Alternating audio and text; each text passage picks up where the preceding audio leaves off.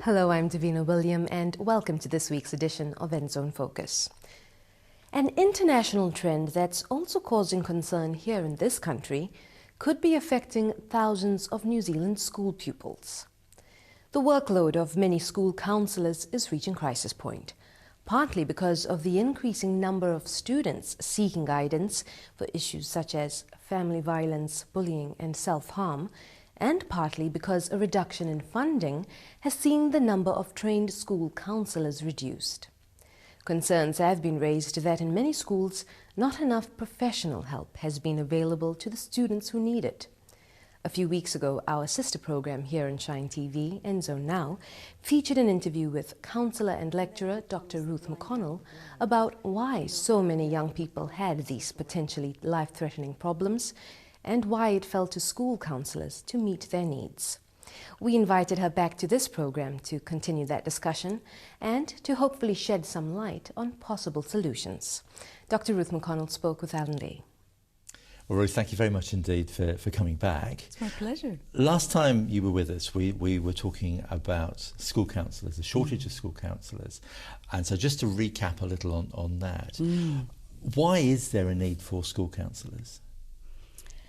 Well, we looked at the issues around more and more specialist needs coming to school in terms of children being highly stressed, maybe suffering from depression. Depression may be related to higher rates of bullying. Bullying related to maybe even cyberbullying being much more undetectable, and therefore the teachers in the school system maybe think a lot of things going under the radar. So a lot of safety nets in society aren't there for children, and children's stress levels are going higher with the complexity of their social networks. But we also looked at why children are getting as lost as they are, and part of the sort of thesis I put forward was peer orientation, that children are looking to each other as guides in life because they've lost the hierarchy of adult attachment, the look up the ladder to the more mature to say, how do we navigate complex relationships? How do we deal with stress over, I don't know if I can do my exam tomorrow, and get the reassurance we need from those who've made it through life a little bit further than we have to give us the reassurance, calm us. So we've lost kind of layers in our children's lives around how they get natural soothing reassurance, because the blind leading the blind leads to more and more anxieties in our children too.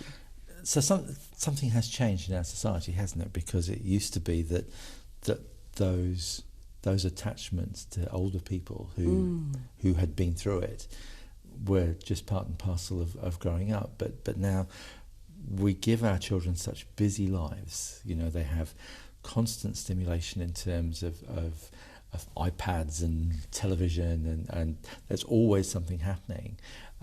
You know, they're at school, but when they finish school, there's after-school activities, sport, music lessons, and of course, parents want to give their kids all that stuff because they you know, in the way we think about things, that's good for our children. Yeah.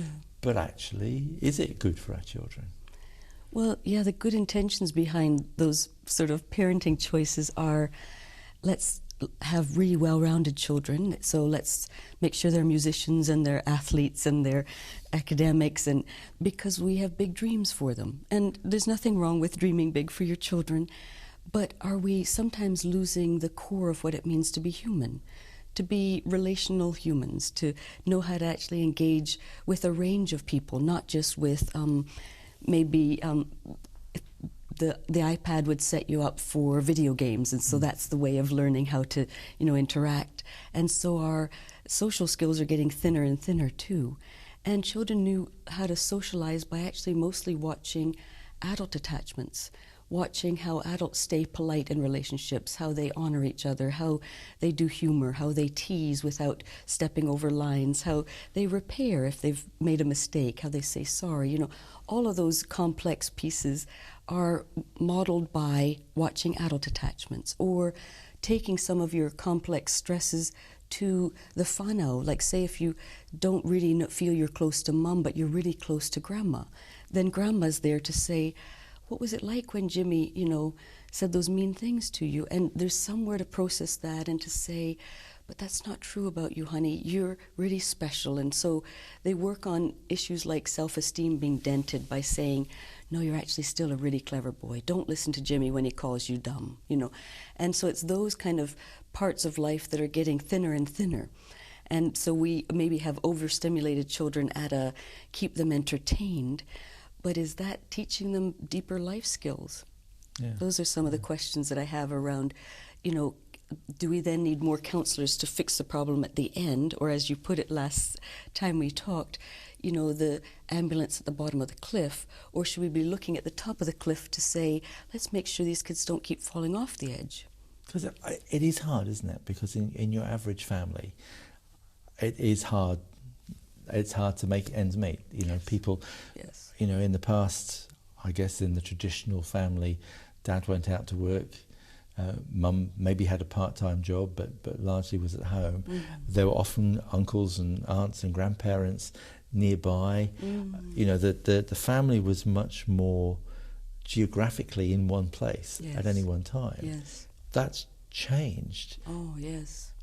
And I'm a function of that change too. There's a lot of migration because of work. So, you've got, when society is driven more by capitalism than, and consumerism, we then have a lot more forces at play in families' lives. So you have to then go and find work outside your normal locale, which if you were a farmer or if you're a blacksmith, little villages were quite self-sufficient, and so all the whānau or the fabric, those villages could stay intact.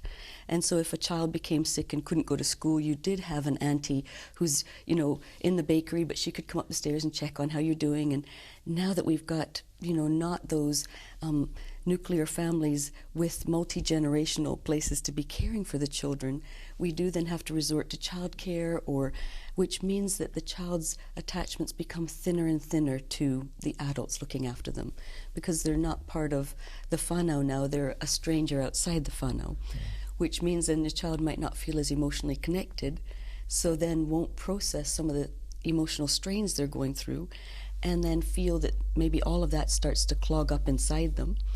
And then we do have, parents having to work shifts, and so even the family meal at the end of the day where, everyone gets a chance to say, how was your day and how did you get on, and oh, that's been hard for you, and what are you anticipating tomorrow? And the places that we normally do, those levels of processing can be splintered too. So you've got a mom and dad trying to make ends meet. Dad can't make it home for dinner, so mom's frantically trying to put a meal together when she's frazzled because she's just come home from work too. The children have had maybe hard days, but get a sense from mom she's too frazzled to cope. She's got too much on her plate, so I won't tell her this because it might stress her. So there's all those kind of pieces that become quite complex for families. So what does that actually mean for our children? What happens as a result of not having that attachment to older people, that thinning relationship? What's the outcome for the child when they grow up, I guess? Well, that's where we start to wonder if the roots of anxiety in our society have started from there. If children have not places of reassurance and rest, psychological rest, they carry a lot of unresolved pieces inside them that zing around with the feeling of, is the world safe? One of the key parts about attachment theory is knowing that we as humans kind of have two basic questions we need answers for. Am I lovable, and is the world safe? And we get the answer of am I lovable mostly from our core attachments in our family. Mom and dad saying in verbal and nonverbal ways, you're unconditionally loved. You're always going to be taken care of because we're always here for you. And then the second one is the world safe? Is even if outside this home the world isn't safe, we'll keep you safe in here. So yes, you may get wounded or bruised out there, but that's okay because it doesn't mean to say you're not lovable. And we'll try to help you cope with those stresses by being a psychological shield around you. So the more a child is psychologically shielded by healthy attachments, the more they cope with external stresses in the world. So exam pressures pressures to perform in terms of, I want to be the best athlete I can, but I missed the goal today. That doesn't mean to say you're not a good soccer player, though. You're still okay, you're still loved. So that then leads, if they don't get those two questions reassuringly answered, anxiety levels start to build. So we get children who try to be maybe super good children. Am I good enough yet? Am I lovable yet? If I'm behaving well all the time, will that make the world love me and take care of me differently so I won't be bullied? You know, so those kind of questions, if they're not regularly reassured with, yes, you're lovable, and yes, we'll be able to help you manage a world that can be quite uncontrollable, can be quite scary for a little kid, then the children never come to psychological rest. And if they're not regularly coming to psychological rest, then that affects them at a deep body level too. They're hyperventilating a lot of times, which means they're not breathing deeply.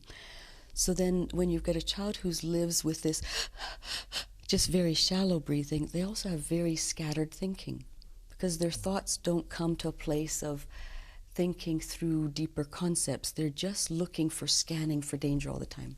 So they get startled easily. They hear, you know, maybe a balloon pop in another room, and you can see restlessness in their play because they never really stay long in a deep concentrated place, because they're skittering from, no, that's not good enough, and they start with Lego, but they don't complete, and then they go over and they hammer a few things, but they get bored.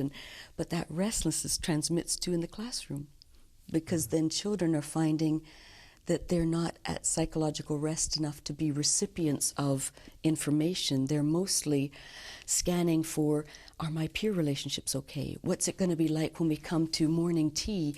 Because last time morning tea, I was excluded from playing soccer in the playground, so will it be okay now? So that's what's preoccupying them. So we have teachers who are trying to teach a really complex curriculum to children who are not at psychological rest.